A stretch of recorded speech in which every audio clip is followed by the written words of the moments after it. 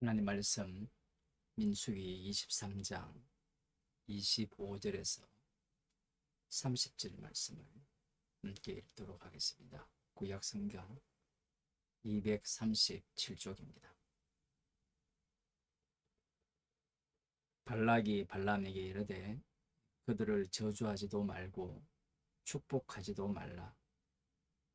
발람이 발락에게 대답하여 가로되 내가 당신에게 고하여 이르기를 여호와께서 말씀하신 것은 내가 그대로 하지 않을 수 없다고 하지 아니하더이까.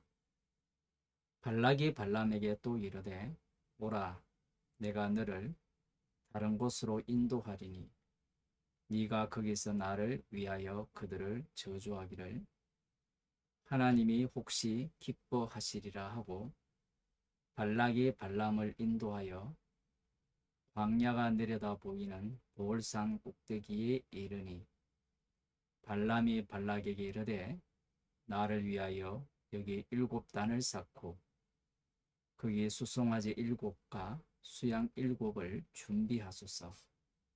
발락이 발람의 말대로 행하여 매 단에 수송아지 하나와 수양 하나를 드리니라. 아멘. 모압 왕 발락은 발람의 입에서 나오는 모든 말들이 발람이 통제할 수 없는 여호와 하나님의 말씀임을 알지 못합니다. 그래서 발람에게 이스라엘을 저주하지도 말고 축복하지도 말라 그렇게 명을 하는 거예요. 이런 것을 보게 되면 지금까지 발람에게 저주권과 축복권을 축복권이 있다라고 생각을 했지만 이 발람의 입은 발락이 요구하는 대로 이스라엘을 향하여 저주를 해야 하는 입이었다라는 사실을 알 수가 있습니다. 이런 모습을 보면 오늘날 교회에 오는 사람들이 목사의 입에서 나오는 그 말이 하나님의 말씀을 원하는 것이 아니라 자기가 준 말을 요청하는 것과 똑같은 거예요. 그들에게는 예수님이 살아계시지 않아요. 주님으로서 살아계시지 않는 겁니다. 없는 겁니다. 그들의 눈에는 교회가 있고 목사가 있을 뿐이에요. 그러니 이 발락의 신앙과 다르지 않는 것. 발락은 발람에게 하나님께서 친히 주셔서 말씀하게 하셨음을 받아들이지 못하는 것. 여기에 대해 발람은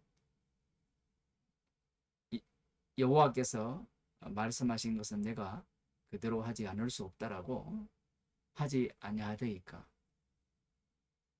이런 말들을 우습게 여기는 거예요. 그러자 발락이 포기할 법도 한데 이 발람은 내가 돈을 주고 데려온 무당 같은 자죠. 어찌되었든 그의 입으로부터는 내가 원하는 내가 넣어준 말을 나오게 해야 되는 것. 그렇다고 해서 이 발락이 우상을 신을 믿지 않는 건 아니에요. 신이라 해봤자 자기가 만들었거든. 자기가 만일에 이스라엘의 큰 군대를 진멸할 능력이 있었다면 신을 찾지 않습니다. 자신이 신이 되잖아요. 힘 있는 나라의 왕들은 본인이 다 신이거든요. 형식적으로는 신께 기도를 하지만 애국 같은 경우에 신의 현년이 바로 왕이잖아요. 강한 군대를 가진 나라는 자신이 신입니다. 그것이 창세기에 나오고, 창세기에 보게 되면 사람들이 성경을 읽을 때 굉장히 의문을 갖는 내용이 4장에 가인이 하나님의 저주를 받았을 때 하나님께 기도를 하거든요.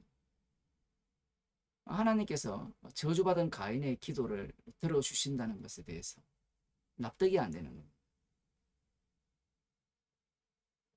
왜 가인의 기도를 들어주시는가?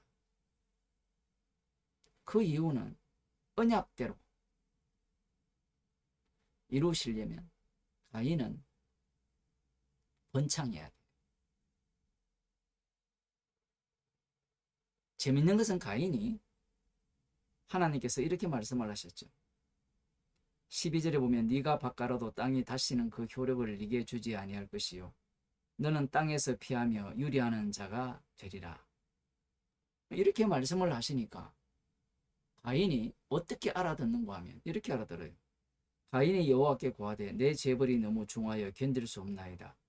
주께서 오늘 이 지면에서 나를 쫓아내시온즉 내가 주의 낯을 배웁지 못하리니 내가 땅에서 피하며 유리하는 자가 될지라. 무릇 나를 만나는 자가 나를 죽이겠나이다.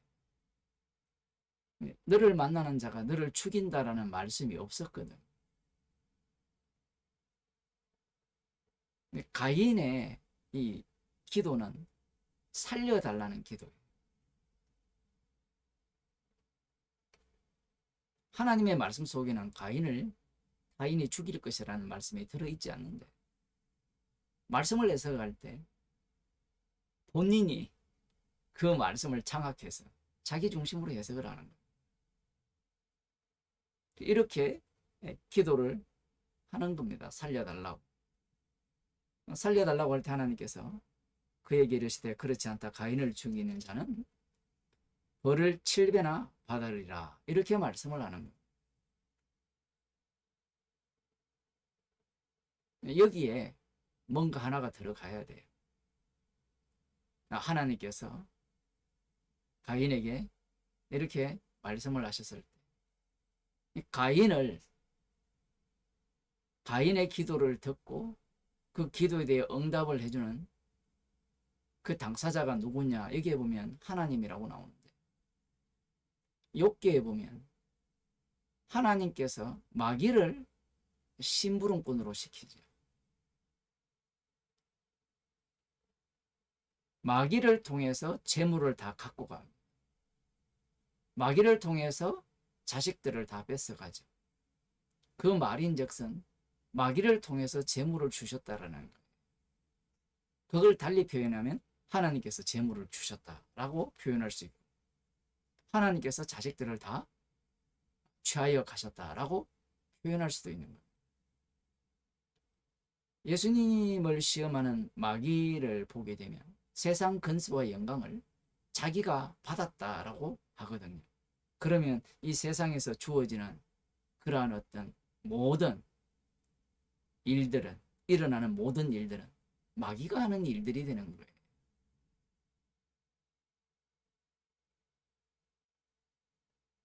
따라서 이 우상 숭배자들이 기도를 해도 기도에 대한 응답이 있는 이유가 있는 거예요. 그들은 우상을 믿기 때문에 그들이 제사를 드려서 원하는 바를 얻을 수 없지 않습니까? 라고 우리가 생각할지 모르지만 원하는 바를 얻어요. 하나님께서 마귀를 통해서 그들이 원하는 바를 주시는 거예요. 그렇게 하시는 목적이 있습니다. 죄악이 관영해야 되기 때문에 죄악이 관영해야만 하나님께서 자신의 의로움을 공의로움을 드러낼 수 있는 거예요. 십자가로. 이 가인이 보호를 받으면서 쫓겨나서 에녹성을 쌓고 그 이후에 이 후손 중에 라멕이 등장을 하죠. 가인 같은 경우에는 하나님 앞에 연약한 자로 나옵니다. 그래서 살려달라고 기도를 하지만 라멕의 경우에는 기도할 이유가 사라지죠. 본인이 하나님보다 71회만큼 더 센 거예요. 24절에 보면 가인을 위하여는 벌이 77배일진데 라멕을 위하여는 벌이 77배이리라.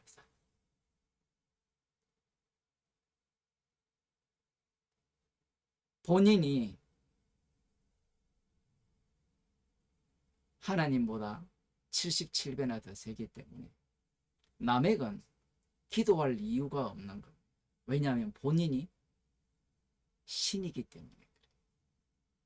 그 가인에게 저주를 내리고 쫓아낸, 그리고 가인을 죽이는 자는 벌을 7배나 내리겠다는 그 하나님보다 77배나 더 강한 힘을 소유했기 때문에 라멕의 입장에서는 기도할 이유가 없습니다. 기도를 하더라도 본인이 본인에게 기도를 하죠. 이 두 가지 현상들이 이 땅에서 펼쳐지는 거예요. 라멕의 경우에는 본인을 우상으로 만들죠. 느부갓네살 왕을 보면 자기 자신을 우상으로 만들잖아요. 금신상으로 만듭니다. 그리고 자기에게 경배하라고 하고, 경배하지 않으면 죽여버리죠. 그런 모습과 동시에 자기 힘이 유약하면 신을 찾는 거예요. 이 발락의 경우에는 자신의 힘이 약하기 때문에 신을 찾습니다. 지금 발람이 자기가 원하는 바대로 이스라엘을 저주하지 않으니까 문제점을 찾아내는 겁니다. 이게 인간의 모습이에요.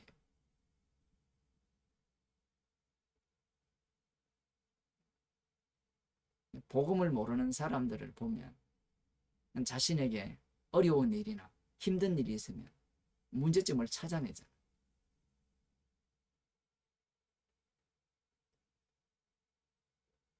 부적을 붙이잖아요.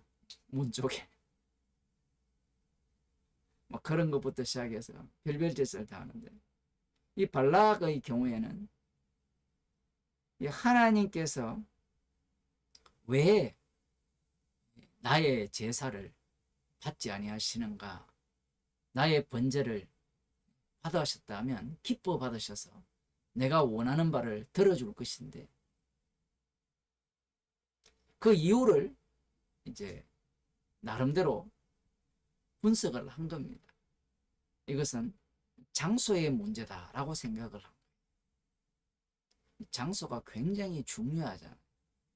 무당들이 구슬할 때 아무 어느 곳에는 하지 않거든요. 아주 신령한 곳에서 하잖아. 제가 살았던 동네 거기 갓바위라는 곳이 있는데, 거기도 신령하지만 그 뒷길로 올라가면 은혜사로 넘어가는 그 산길이 있어요. 요즘은 다 막혔는지 모르지만 제 어릴 때는 뭐 그쪽으로 걸어서 넘어가서 갔는데, 그 지나가다가 보면 무당들이 가장 그 영험하다라는 곳이 나와요. 거기에서 구슬하고요, 별짓을 벌이거든요. 이게 뭐 우리나라만 그런 것이 아니라 이스라엘도 마찬가지죠. 왕정 시대로 가면 산마다 다 산당을 세우지만 그 산당 중에도 용한 산당, 나의 기도를 잘 들어주는 산당이 따로 있는 거예요. 이 발락의 입장에서는 이 장소의 문제일 거다. 내가 너무 조급했다. 이스라엘 전체를 보고 저주를 하면 내가 승리할 수 있지 않겠느냐라고 생각해서 전체가 보이는 곳으로 처음에 올라가서 제사를 드렸고, 두 번째는 조금만 보이는 곳에 가서 제사를 드렸고, 이건 너무 나 위주였다라는 거예요. 내 중심으로 하나님께 제사를 드렸다라는 겁니다. 그래서 기뻐받지 아니하시고 내가 원하는 바를 들어주지 않았다라고 해석을 하는 거예요. 그래서 이 발락을 데리고 어디로 데리고 가는가 하면 버올산으로 데리고 갑니다. 27절에 보면 발락이 발람에게 또 이르되 오라 내가 너를 다른 곳으로 인도하리니 네가 거기서 나를 위하여 그들을 저주하기를 하나님이 혹시 기뻐하시리라. 그곳이라면 틀림없이 나를 위하여 이스라엘을 저주하는 것을 하나님이 기뻐할 거라 그렇게 생각을 하는 겁니다. 이 보올산은 이후에 25장에 바알보올 엄난한 사건이 벌어지면서 이스라엘이 이 바알보올에 구속되는 우상숭배 속으로 빠져드는 그 지명입니다. 발락이 거기까지는 아직까지 모르는 거예요. 여기에서는 이 보올산 꼭대기에 가서 번제를 드리면 하나님께서 나의 기도를 받으시고 기쁘게 나를 위하여 이스라엘을 저주하게 할 것이다. 그런 예상을 하는 것. 이 장소라는 것이 이런 거예요. 제사를 드리는 장소. 놀라운 것은 이스라엘 백성들이 성전을 이런 식으로 생각을 한 겁니다. 에스겔 8장을 한번 보겠습니다. 에스겔 선지자가 이 바벨론의 2차 포로로 잡혀간 이후에 하나님에 의해서 머리숱을 이렇게 잡혀서 바벨론 땅에서 예루살렘 성전으로 데려감을 당하여서 그곳에 일어나는 이스라엘의 그 가증한 일들을 보는 그 내용이 나오는데 3절에 보면 그가 손 같은 것을 펴서 내 머리털 한 모숨을 잡으며 주의 신이 나를 들어 천지 사이로 올리시고 하나님의 이상 가운데 나를 이끌어 예루살렘으로 가서 안뜰로 들어가는 북향한 문에 이르니 성전으로 들어가는 거예요. 그 북쪽에서 이렇게 들어가는 겁니다. 거기는 투기의 우상고 투기를 격발케 하는 우상의 자리가 있는 곳이라. 그 성전으로 들어가는 그 북문 입구 쪽부터 우상이 세워져 있는 것. 주의 이름이 계신 성전을 우상의 전당으로 만드는 거예요. 그 성전 전체가 우상으로 가득한 겁니다. 왜 이 성전을 우상의 전당으로 만드느냐? 조금 더 보겠습니다.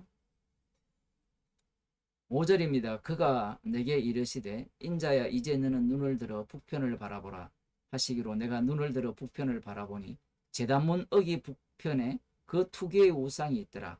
그가 또 내게 이르시되 인자야 이스라엘 족속의 행하는 일을 보느냐? 그들이 여기서 크게 가증한 일을 행하여 나로 내 성소를 멀리 떠나게 하느니라. 너는 다시 다른 큰 가증한 일을 보리라 하시더라. 그가 나를 이끌고 뜰문에 이르시기로 내가 본즉 담에 구멍이 있더라. 그가 내게 이르시되 인자야 너는 이 담을 헐라 하시기로 내가 그 담을 허니 한 문이 있더라. 또 내게 이르시되 들어가서 그들이 거기서 행하는 가증하고 악한 일을 보라 하시기로 내가 들어가 보니 각양 곤충과 가증한 짐승과 이스라엘 족속의 모든 우상을 그 사면 벽에 그렸고 이스라엘 족속의 장노정 70인이 그 앞에 섰으며 사반의 아들 야사나도 그 가운데 섰고 각기 손에 향로를 들었는데 향연이 구름같이 오르더라. 사반은 누군가 하면 그 요시아 왕 때 개혁을 할 때 hil기야 대제사장을 도와서 함께 이 개혁에 앞장선 서기관입니다. 그의 아들 이 야사나도 이 우상 숭배에 열심히 일하는 거예요. 그 북문으로 들어가면서 성전 안뜰로 들어가는 그 전역이 우상 숭배입니다. 우상들로 가득 찬 거예요. 여기만 그런 게 아니라 22절에 또 내게 이르시되 인자의 이스라엘 족속의 장로들이 각기 그 우상의 방한 어두운 가운데서 행하는 것을 네가 보았느냐 이렇게 나오고요. 그다음 14절에 보면 그가 또 나를 데리고 여호와의 전으로 들어가는 북문에 이르시기로 보니 거기 여인들이 앉아 담무스를 위하여 애곡하더라. 그가 또 내게 이르시되 인자야 네가 그것을 보았느냐. 들어갈수록 이 우상들이 온갖 종류의 우상들이 다 성전 안에 자리를 잡고 있는 거예요.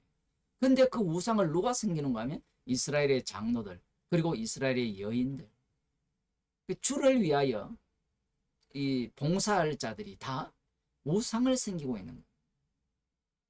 16절에 보면 그가 또 나를 데리고 여호와의 전 안뜰에 들어가시기로 보니 여호와의 전문 앞 현관과 제단 사이에서 약 25인이 여호와의 전을 등지고 낯을 동으로 향하여 동방태양에 경배하더라.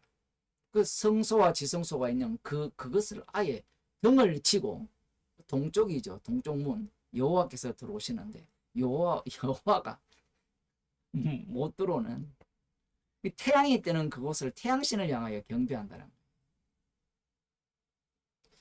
여기에서는 물론 이스라엘 자손들이 여호와를 배반했다라는 내용은 분명합니다. 그런데 다른 측면에서 보게 되면 왜 이들이 이 성전에서 우상을 섬기는가? 그것은 이들이 뭐라고 이야기하는가 하면 여호와께서 자신들을 버려서 지금 이러한 꼴을 당했다라는 거예요. 여호와 하나님이 자기를 버렸기 때문에 지금 바벨론에 의해서 지금 포로로 잡혀가고 굉장히 어려운 형편에 처했다는 겁니다. 이 말인즉슨 여호와를 어떤 분으로 생각을 하느냐라고 할 때는 이 발락과 똑같은 여호와로 생각하는 거예요. 우상으로 생각하는 거예요. 그러니 주의 이름이 계신 그 성전에서 그 주의 이름을 등지고 배반하고 어디를 향합니까? 동편을 향하여서 태양신을 경배하는 거예요. 태양신을 경배하는 이유는 그 태양신이 자신의 원함과 소망을 틀어준다라는 거예요. 그러면 왜 하필 성전에서 우상을 섬기는 거예요? 장소가 중요하잖아요. 이곳에서 우상을 섬기면 그 효력이 온갖 우상이 다 들어와 있잖아요. 자신들이 원하는 그 기도를 들어줄 것이라고 생각을 한 겁니다. 이 발락의 이 생각이나 이스라엘의 생각이나 다르지가 않습니다. 성전은 이스라엘을 위해 있는 것이 아니에요. 성전 자체를 위해서 있죠. 그래서 이 성전을 이들이 짓밟아 버리니까 주의 이름이 떠나가 버리면서 주님이 친히 불살라 버립니다. 그럴 줄 이들은 예상을 못했던 거예요. 주의 이름이 계시니까 성전은 계속해서 지속적으로 유지될 거라고 생각을 한 거예요. 그 이유는 자신들을 위한 성전이기 때문입니다. 예수님이 참 성전이 되시죠. 예수님을 대하는 태도도 이 발락이나 우상 숭배하는 성전에서 우상 숭배하는 이들과 별반 다르지 않아요. 예수님이 오셨을 때 사람들은 그 예수님이 자신을 위한 예수라 생각했죠. 자신이 꿈을 이루어주는 자신의 욕망을 채워주는 예수로 본 거예요. 그런데 예수님은 자신의 피와 살로 그들에게 생명을 주신 거예요.